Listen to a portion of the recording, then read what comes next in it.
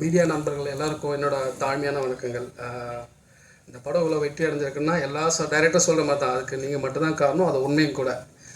சின்ன சின்ன YouTube channel அதில் கூட என் படத்தை ரிவ்யூ பற்றி போட்டு எமோஷனல் கனெக்ட் ஆகி வாய் வழியாக படத்தை பாருன்னு சொன்னவங்க, வாட்ஸ்அப் ஸ்டேட்டஸ் வச்சவங்க, இன்ஸ்டா பண்ணுவாங்க, ஃபேஸ்புக்கில் போட்டவங்க, ட்விட் பண்ணுவாங்க, பத்திரிகையாளர்கள் எழுதுனவங்க, அவ்வளோ இது வரைக்கும் ஒரு நாளைக்கு மினிமம் 1000 கால் வரும். எனக்கு கால் அட்டன் பண்ணுறது 4 நாள் வேலையாக இருந்துச்சு. அவ்வளோ அவ்வளோ வாழ்த்து மழைகள். இதுக்கு தானே ஆசைப்பட்ட பாலகுமாரங்கிற மாதிரி ரொம்ப சந்தோஷமாக இருக்குது. அத்தனை நல்ல உள்ளங்களுக்கும் என்னோட நெஞ்சார்ந்த நன்றிகள். படம் சார்ந்த டிஃப்ரெண்ட் ஒப்பீனியன் சில பேருக்கு இருந்தது.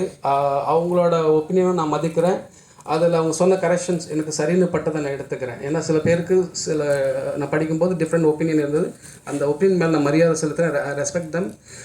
அதில் எனக்கு அவங்க சொன்னதில் சரி அப்படிங்கிறத நான் அக்செப்ட் பண்ணிக்கிறேன். அதை நான் அடுத்த படங்களை சரி பண்ணிக்கிறேன். ஸோ உங்களுக்கு முதற்க நன்றி. போன முறை சொல்லும்போது என் அசிஸ்டன்ட் டைரக்டர் பேர் சொல்லும்போது சுரேஷ் விட்டேன். அருவாய்க்கு வேண்டாம் என்ன என் பேர் நீ எப்படி விடலாம் அப்படின்னு. அதனால் சுரேஷுக்கு மட்டும் நன்றி. இது எல்லாருக்கும் போன முறை சொல்லிவிட்டு அட்ஜஸ்ட் பண்ணிக்கிங்க.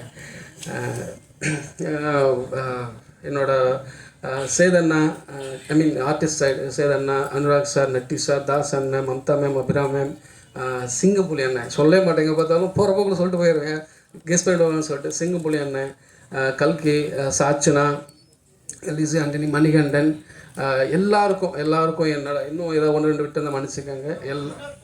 வினோத் அண்ணன், சைனாட்டி வினோத் அண்ணன், எல்லாருக்கும் என்னோட நன்றிகள்.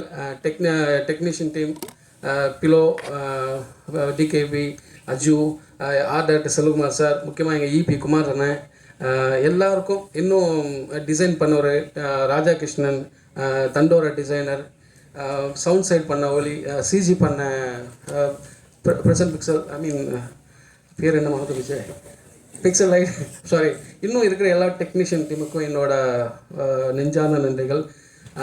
சேதனை பற்றி நிறையா சொல்லியிருக்கேன். ஒரு இன்சிடென்ட் மட்டும் சொல்ல ஆசைப்பட்றேன். நான் முன்னாடி சொல்லியிருக்கேன், is a great actor, there is no doubt about that. But அதோட ஒரு பெரிய மனுஷன்.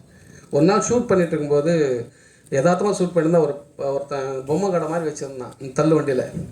அவன் ரெக்கார்டு வச்சுருந்தான். கூறு 3 ரூபா மாதிரி, கூறு 50 ரூபா வச்சுருந்தான். அந்த ரெக்கார்டை வாங்கி இவர், நான் சேதுபதி பேசுகிறேன், கூறு 50 ரூபான்னு எடுத்து கொடுத்துரு. அது இது ப்ரொஃபஷனல் பண்ணியிருந்தால் ஒரு 1 கோடி ரூபா சம்பளம் நினைக்கிறேன் இல்லைண்ணே. அது எனக்கு அந்த மொமெண்ட் என்னால் லைஃப்பை மறக்க முடியல. அசால்ட்டாக அவள் தான் சொன்னேன், சேதனை மெயின் மக்கள் பெரிய மனுஷன், நிறைய சொல்லலாம். எல்லோரும் கேட்குறாங்க, சிங்கப்புலி எப்படிப்பா அந்த கேரக்டருக்கு சூஸ் பண்ணேன் அப்படின்னு.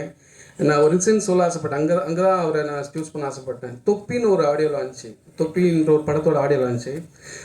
எல்லோரும் பேசிட்டாங்க. அந்த ஆங்கர் வந்து சிங்கப்புலி அண்ணன் கூப்பிட்றாங்க, அடுத்ததாக சிங்கப்புலி வந்து பேசுவார் அப்படி சொல்லிட்டு போயிட்டாங்க. மனுஷனுக்கு என்ன கோவம் வந்துச்சுன்னு தெரியல. இந்த சாப்பிட்டுட்டு பல்லு இடுக்கில் கறி மாட்டிக்கல, அப்போ நாக்கு வந்து தொலாவிட்டுருக்கலாம், அப்படி வந்து இப்படி பேசு மைக்கு பிடிச்சி இப்படி சொன்னார். என் பேர் சிங்கப்புலி, நான் வந்து அல்டிமேட் அது பேசிட்டேன். அல்டிமேட் சார் அஜித் நடித்த ரெட் படத்தோட டைரக்டர் நான் தான். சூர்யா சாரை வச்சு மாயாவை பண்ணியிருக்கேன்.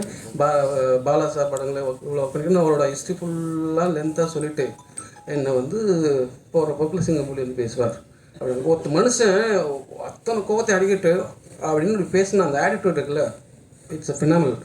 கூப்பிட்றான் ஆள் அப்படின்ற மாதிரி. எனக்கு அவர் வேணும்ண்ணே, என்ன நீ வானே நீங்கள் பண்ணிடல அழுதுருவேன் அப்படின்ற மாதிரி கூப்பிட்டு கெஞ்சி கூத்தாடி நடிக்க வச்சுட்டேன். பர்ஃபார்மன்ஸ் பார்த்துருப்பீங்க, அவருக்கு சொல்ல வேணும். ஸோ எனக்கு ரொம்ப சந்தோஷமாக இருக்குது. முக்கியமாக இங்கே ஒரு விஷயம் சொல்லணும்னு ஆசைப்பட்டேன். இந்த கதை உருவாகிறதுக்குன்னு ஒரு கிரேசியான வரலாறு உண்டு. சாப்பிட்டுருக்கோம், தூங்கிறாதீங்க. நான் நாளைக்கு முடிச்சுட்டு அடுத்து படம் பண்ணணுன்ற முனைப்பில் இருக்கும்போது ஜெய்வி மீடியா என்னை கமிட் பண்ணாங்க. என்னையும் அண்ணாத்தை டைரக்டர் ராஜ்குமார் அவரையும் கமிட் பண்ணாங்க. கமிட் பண்ணும்போது ஒரு கதை கேட்டாங்க. நான் ஒரு கதை சொன்னேன், எனக்கு ரொம்ப பிடிச்சிருந்துச்சு ஸ்கிரிப்டு. ஃபஸ்ட் டைம் என்னை கூப்பிட்டு அவங்க தான் டைட்டில் பண்ணாங்க தான். ஸோ கதை சொன்னோடனே அவர் இப்படி பார்த்தாரு, ஐயோ இதெல்லாம் எப்படி எங்கள் படம் பண்ணுறது, பைத்தியக்காரா அப்படின்னாரு அவர். இல்லை என்ன ஒர்க் ஆகணும் சார். ஜெய்வி சார்கிட்ட கூப்பிட்டு போனாங்க. ஜெய்வி சார்கிட்ட கதை சொன்னேன், நீ நல்லா இருக்கடா அப்படின்னு. நல்லா இருக்கடா பண்ணலான்னு சொல்லிட்டு அவர் அப்புறம் அனுப்பிச்சாரு. அப்புறம் கூட இருந்தவங்க என்ன சொன்னான்னு தெரியல, மனுஷனுக்கு ஒரு மாதிரி கூப்பிட்டுட்டு நிற்கல, அது வேணாண்டா எல்லோரும் ஒரு மாதிரியாக சொல்கிறாங்க, எனக்கு ஒரு மாதிரியாக இருக்குது, வேலை பண்ணலாம் வாடா அப்படின்னாரு. இல்லைண்ணே இது ஒர்க் ஆகணும் அப்படின்னு சொல்லிட்டு நான் அமைதியாக இருந்தேன். அப்படியே காலங்கள் தள்ளி போயிடுச்சு. அப்புறம் சாந்தனு பாக்யராஜ் சார் பையன் அவர்கிட்ட போய் சொன்னேன். அவருக்கு ரொம்ப பிடிச்சிருந்துச்சு இந்த ஸ்கிரிப்ட்டு. அவர் நிறைய ப்ரொடியூசர்கிட்ட கூப்பிட்டு போனார். பாக்யராஜ் சாரையும் கேட்டார், அவருக்கும் கதை கேட்டார், அவருக்கும் ரொம்ப பிடிச்சிருந்துச்சு. அப்புறம் நிறைய ப்ரொடியூசர்கிட்ட கூப்பிட்டு போனார். அப்புறம் ஒரு சமயத்தில் எல்லோரும் போன பந்தல் அடித்த மாதிரி திரும்பி திரும்பி வந்துட்டே இருந்தேன். ஒரு மாதிரி டயர்டாகி விட்டுட்டு அதுக்கப்புறம் வேகமாக இன்னொரு ஸ்கிரிப்ட் எழுதுனா, அந்த வேகமாக எழுதின 1 இயரில் எழுதின ஸ்கிரிப்ட் தான் குரங்கு பொம்மை. அது முடித்து ஓரளவுக்கு மரியாதையான பேர் கிடச்சிது. அடுத்து படம் பண்ணலாம் அப்படின்னும்போது சுதன் சார் அட்வான்ஸ் கொடுத்தாரு. அப்படியே அந்த கதை பழைய கதை தூசி தட்டி சொல்லலான்னா மறுபடியும் இவரு தட்டி விட்டாங்க என்ன பண்ணுறதுன்னு சொல்லி அந்த கதையில் இருக்கிற அந்த ப்ரமைஸ் மட்டும் ஜஸ்ட் ஒரு ப்ரமைஸ் அந்த க்ரன்ச் மட்டும் தனியாக எடுத்துகிட்டு வச்சுட்டு இதெல்லாம் தள்ளி போட்டுட்டு அதை வச்சுட்டு புதுசாக ஒரு ஸ்கிரிப்ட் எழுத ஆரம்பித்தேன். அவர்கிட்ட ஒரு 1 ஹவர் கதை சொன்னேன். அவர் ரொம்ப பிடிச்சி போச்சு. அப்புறம் பேசணும். என்னோட அவருக்கு எல்லா வேர்ஷனும் தெரியும் சுதன் சாருக்கு. அந்த சீனு அந்த வேர்ஷன் இல்லை கிளண்ட் அப்படிம்பாரு. அவ்வளோ வேர்ஷன் கிரியேட் ஆச்சு.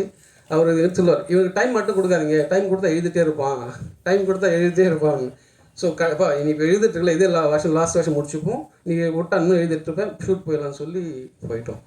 ரொம்ப சந்தோஷமாக இருக்குது. ரொம்ப சந்தோஷமாக இருக்குது. உங்களுக்கு எல்லாருக்கும் நன்றி. தேங்க்யூ.